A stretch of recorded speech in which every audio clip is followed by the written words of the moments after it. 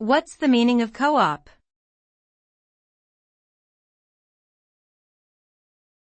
Co-op.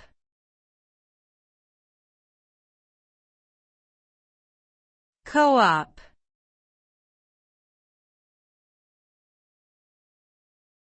Co-op.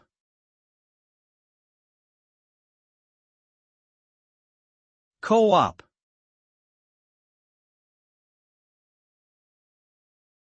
The term co-op refers to a type of business or organization that is owned and operated by a group of individuals who share responsibilities and benefits.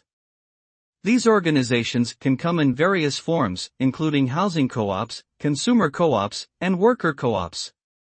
By pooling their resources and working together, members of a co-op can achieve common goals and benefit from shared resources and services.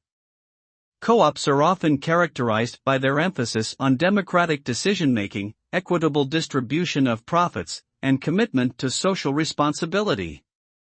Overall, co-ops seek to empower individuals and promote community building and collaboration.